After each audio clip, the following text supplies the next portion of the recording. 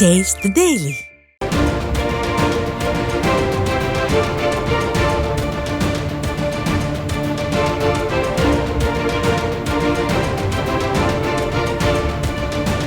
முக்கிய செய்தி. சேலம் ஆத்தூர் அரசு மருத்துவமனையில் தவறான குடும்ப கட்டுப்பாட்டு அறுவை சிகிச்சையால் பெண் உயிரிழந்ததாக கூறி 200க்கும் மேற்பட்டோர் இரண்டாவது நாளாக போராட்டம் நடத்தி வருகின்றனர். கூடுதல் விவரங்களை செய்தியாளர் மதியழகன் வழங்க கேட்கலாம். வணக்கம் மதியழகன், விவரங்களை பதிவு பண்ணலாம். வணக்கம் பாலாஜி.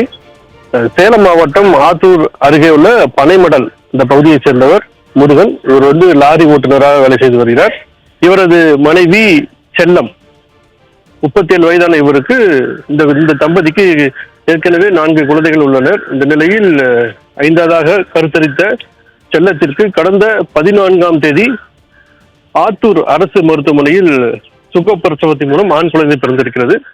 இந்த நிலையில் அதே மருத்துவமனையில் 17ஆம் தேதி செல்லத்திற்கு குடும்ப கட்டுப்பாடு அறுவை சிகிச்சையும் செய்யப்பட்டிருக்கிறது.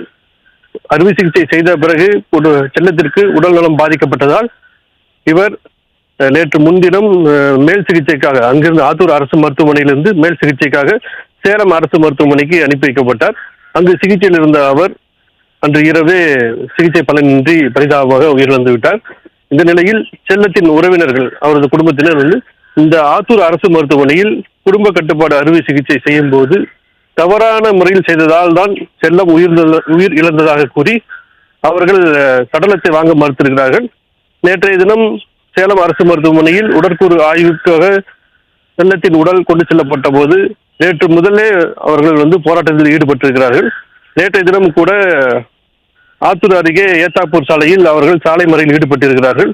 அங்கு அவர்கள் சமாதானப்படுத்தப்பட்டிருந்த நிலையில் இன்றைய தினம் செல்லத்தின் உறவினர்கள் மற்றும் குடும்பத்தினர் கிட்டத்தட்ட 200க்கும் மேற்பட்டோர் சேலம் மாவட்ட ஆட்சியர் அலுவலகத்தை முற்றுகையிட்டிருக்கிறார்கள். மாவட்ட ஆட்சியர் அலுவலகம் முன்பு அமர்ந்து தொடர்ந்து தர்ணா போராட்டத்தில் ஈடுபட்டிருக்கிறார்கள். இந்த நிலையில்தான் அவர்களிடம் போலீசார் பேச்சுவார்த்தை நடத்தி இது தொடர்பாக மாவட்ட ஆட்சியரிடம் மனு அளிக்குமாறு கேட்டுக்கொண்டதற்கு பிறகு தற்போது அவர்கள் மாவட்ட ஆட்சியரை சந்தித்து பேசிக் கொண்டிருக்கிறார்கள். அவர்கள் தரப்பில் என்ன சொல்கிறார்கள் என்றால், ஆத்தூர் அரசு மருத்துவமனையில் செல்லத்திற்கு குடும்ப கட்டுப்பாடு அறுவை சிகிச்சை செய்த போது முறையான பரிசோதனை மேற்கொள்ளப்படவில்லை என்று அவர்கள் தரப்பில் குற்றம் சாட்டப்படுகிறது.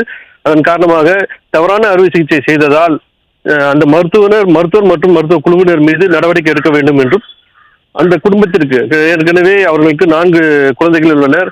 அதாவது லாரி ஓட்டு வேலை செய்து வருகிறார் அவரது கணவர் முருகன். அதனால் அவர்கள் குடும்பத்திற்கு 20 லட்சம் ரூபாய் இழப்பீடு வழங்க வேண்டும் என்றும் அவர்கள் தரப்பில் கோரிக்கை விடுக்கப்பட்டிருக்கிறது. அவ்வாறு நடவடிக்கை எடுக்காத பட்சத்தில் தொடர்ந்து நாங்கள் போராட்டத்தில் ஈடுபடுவோம் என்றும் அவர்கள் தெரிவித்திருக்கிறார்கள். பாலாஜி, விவரங்களுக்கு நன்றி மதியழகன்.